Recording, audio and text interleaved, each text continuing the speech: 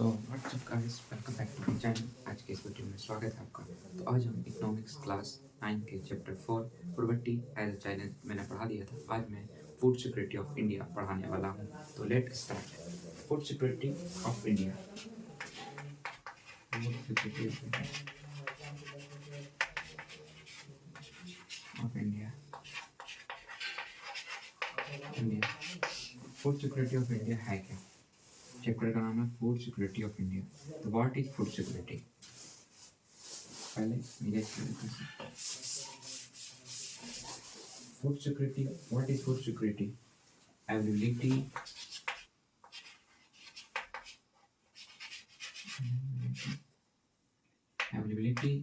accessibility, and affordability of food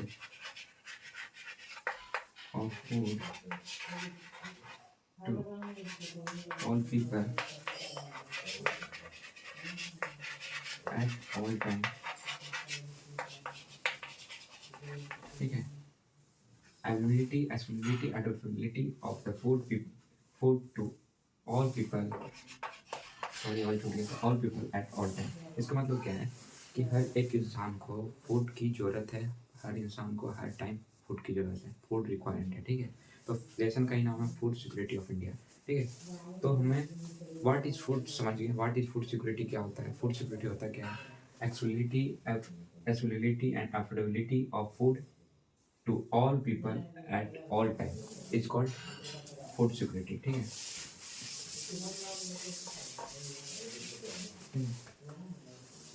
Why food security? Why food security? Food को हम secure करके क्यों रखें, जमा कर क्यों रखें? इसका पीछे रीज़न ये है कि the most of time will person not able to sustain food requirement like APL and BPL kinds of people. कभी कभी ऐसा होता है कि most of the people APL and BPL kinds of both people poverty line में पढ़ाया था कि जो बिलो पॉवर्टी लाइन है, जो एबव पॉवर्टी लाइन है, कभी कभी उनको भी फूड की रिक्वायरमेंट होती है। कब? जब कभी नेचुरल डिजास्टर हो, जैसे सुनामी, चाहे तो फिर फ्लड आ गया या फिर कुछ इसी। ठीक है। तो उनको भी फूड की ज़रूरत होती है। तो वाई फूड सिक्योरिटी? तो फूड को हमें जमा करके क्यों रखना चाहिए, सिक्योरेट करके क्यों रखना चाहिए? इसके पीछे ये रीज़न है कि मोस्ट ऑफ टाइम, बहुत ऐसा समय, most of the time will person above poverty line के ऊपर भी जितने पीपल हैं, APL काइंड्स ऑफ पीपल, उनको भी कभी कभी फूड का दिक्कत हो जाता है। Ensure when the country face a natural disaster. जब कंट्री कोई नेचुरल डिजास्टर फेस करता है तब उनको भी बहुत दिक्कत होती है। ठीक है। तो यही कह रहा है the how food security during climate. ठीक है। सेकेंड थिंग की how is food security affected during a calamity.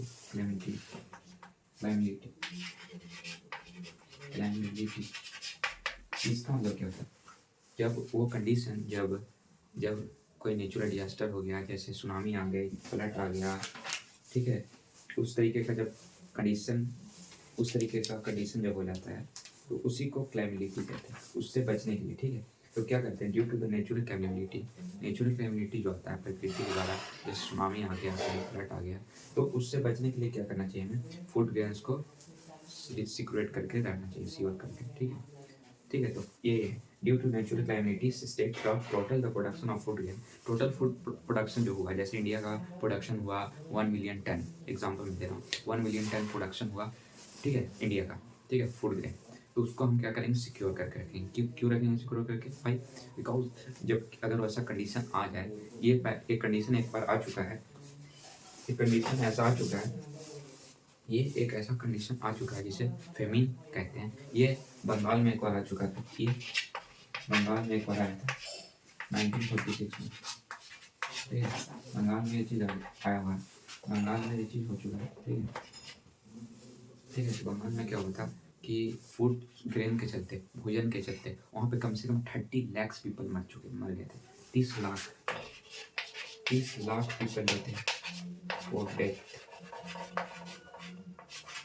Due to calamity, कुछ due to tsunami due to flood, food requirement के चलते, फूड ग्रेन के चलते उनका डेथ हो चुका था। इसलिए हम इससे बचने के लिए हम ये चीज़ करते हैं, ठीक है। Who were affected most of the famine, famine से मतलब कि फैमिन से ज़्यादातर कौन इंसान है जो अफेक्टेड है, कौन कौन है, जैसे कोई एग्रीकल्चर वर्कर है, ठीक है, कोई एग्रीकल्चर लेबर है, ठीक है, तो वो इससे अफेक्ट होगा, ठीक है, फैमिन से, ठीक है ना।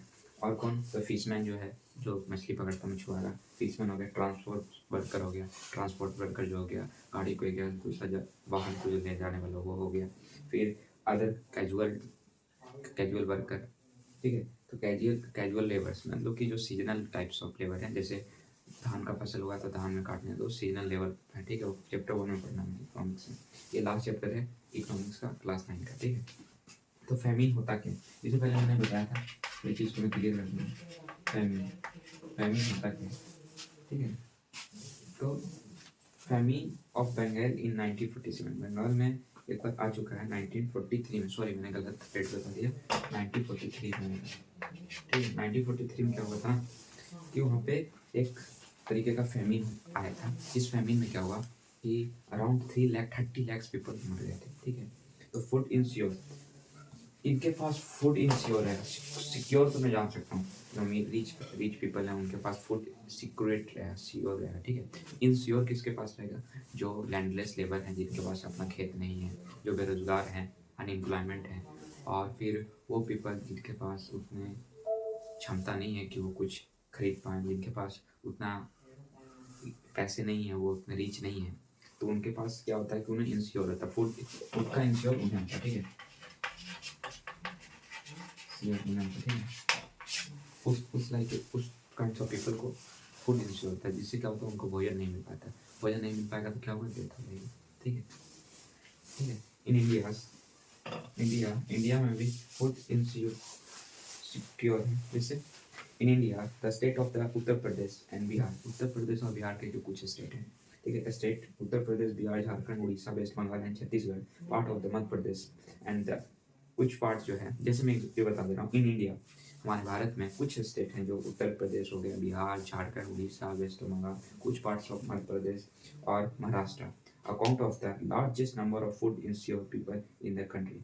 ये जो कुछ मैंने स्टेट का नाम लिया, यहाँ पर क्या है कि फूड इंश्योर है, मैंने कहा वहाँ पे फूड सिक्योरिटी नहीं है, ठीक है, सिक्योर नहीं है, वहाँ पे फूड है नहीं, जैसे स्टोरेज है, मैं आगे बताऊँगा, बफर स्टॉक ये सब बताऊँगा, जो NSSO का है, जो, ठीक है, नेशनल सैंपल सर्वे ऑर्गेनाइजेशन का, सरकार का, गवर्नमेंट का, मैं बताऊँगा, ठीक है। तो कुछ ये स्टेट हैं जहाँ पे इंश्योर है, फूड को मतलब कि स्टोरेज करके नहीं रखा गया है, ठीक है, बफर स्टॉक वगैरह में नहीं रखा गया है, ये कुछ स्टेट है, ठीक है।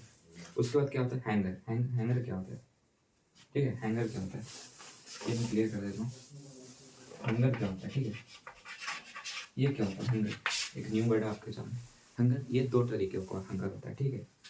हंगर मतलब आप फूड मान लो एक तरीके से इसको, it is known as food, ये भोजन मान लो, ये क्वालिटी एक तरीके का भोजन का है, ठीक है, क्वांटिटी क्वालिटी, ठीक है। ये 2 टाइप्स का होता है, दे आर 2 टाइप्स, ठीक है, ये 2 तरीके का, ठीक है, 2 टाइप्स, ठीक है, ये 2 तरीके का होता है।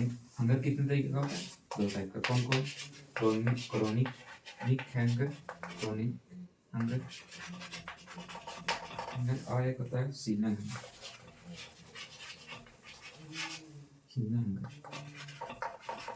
ठीक है, ये 2 तरीके का हंगर होता है, ठीक है, chronic hunger and seasonal hunger, ठीक है। क्रोनिक हंगर किसे कहते हैं, food which is bad in quality and quantity, जो फूड बैड क्वालिटी हो, उसका गंदा क्वालिटी हो और क्वांटिटी भी बहुत कम हो, उसको क्या बोलेंगे, क्रोनिक हंगर, ठीक है, क्रोनिक हंगर, ठीक है, फर्स्ट वाला क्रोनिक हंगर, ठीक है। सेकेंड है सीजनल हंगर, सीजनल हंगर और those is depend on season, ये जो है डिपेंड होता है सीजन पे, अगर फसल अच्छी हुई, अच्छी खेती हुई, तो ये फूड कैसा होगा, अच्छा होगा, क्वालिटी कैसी हुई, अच्छा होगा, क्वांटिटी कैसा होगा, अच्छा होगा, ठीक है। Poor people suffer from the chronic hunger because of their low income, हाँ एक चीज़ और है कि जो पुअर आदमी है, जो गरीब इंसान है, ठीक है, ठीक है, जो poor people of kinds of people, ठीक है, पुअर काइंड्स ऑफ पीपल और सफर to chronic hunger जो पुअर काइंड्स ऑफ पीपल हैं, poor kinds of people suffer to chronic hunger. आप पूछोगे कभी ऐसा क्यों है कि क्रॉनिक हंगर से ऐसा इसलिए क्योंकि उनके पास उतना पैसा नहीं है, उनके पास उतना पैसा नहीं है कि वो चीफ ये ठीक है, उतना उतना उनके पास नहीं है मनी कि वो खरीद पाए। जो जैसे क्रॉनिक हंगर, तो क्रॉनिक हंगर में मान के चलते हैं, ठीक है, क्रॉनिक हंगर मान के चलते हैं कि चावल जो राइस है, ठीक है, क्रॉनिक हंगर में जो राइस है, राइस का कीमत ऐसे एक्चुअली 45 रुपीज़ मान के चलते हैं, ठीक है, 45 रुपीज़ पर के जी, ठीक है, पर के जी, ठीक है। तो जो पीपल पुअर है, जो पीपल गरीब है, जो इंसान गरीब है, ठीक है, ह्यूमन जो गरीब है, तो वो खरीद पाएगा सीजनल हंगर वाला, वो खरीद पाएगा? नहीं खरीद पाएगा। क्यों? सीजनल हंगर में जैसे ये 45, जो क्रॉनिक हंगर जिसका क्वालिटी ख़राब है, जो राइस का क्वालिटी ख़राब है, वो कितना है, वो 30 to 35 रुपीज़ पर के जी मिलेगा, ठीक है, 30 मान लेते हैं पर के जी। और जो सिग्नल हंगर है, जो अच्छा ग्रेन्स है, जो अच्छा फ्रूट्स है, जो जैसे राइस, तो अच्छा राइस है, वो कैसे बिकेगा? 45, 50 पर के जी, ठीक है। तो इससे 15 रुपीज़ ज़्यादा है, कोई 20 रुपीज़ ज़्यादा है, तो वो इसको एफर्ड नहीं कर पाएंगे, वो खरीद नहीं पाएंगे इसको, क्योंकि महंगा है, ठीक है, चीप है, ठीक है। फैमिंग समझ आया? हाँ, इंडिया जो है वो इंडिया इज एम कर रहा है, इंडिया क्या एम कर रहा है, क्या?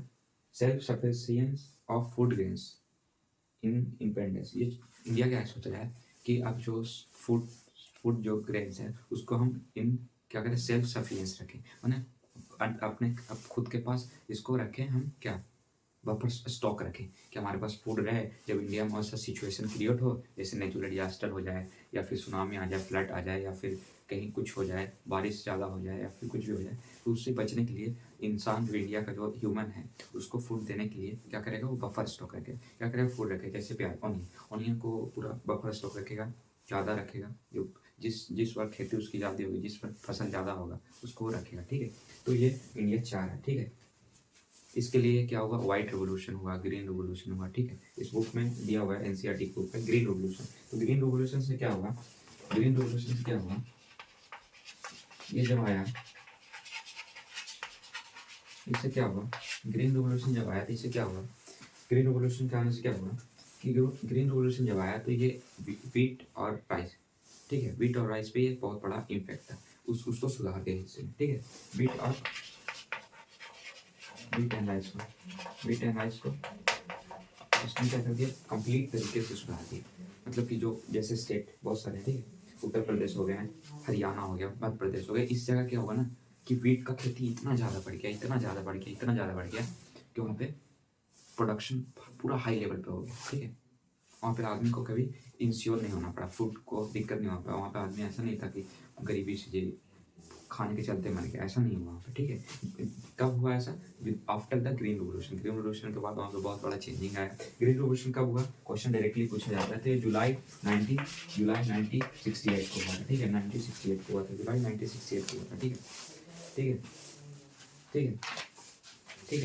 यहाँ तक क्लियर? मेरी बात समझ आ रही है? बात को क्लियर यहाँ तक, ठीक है। Food security in India, food security of India government संभालता है, ठीक है, ऑर्गेनाइजेशन है इसका, ये समझते हैं, ठीक है। ये लास्ट टॉपिक है,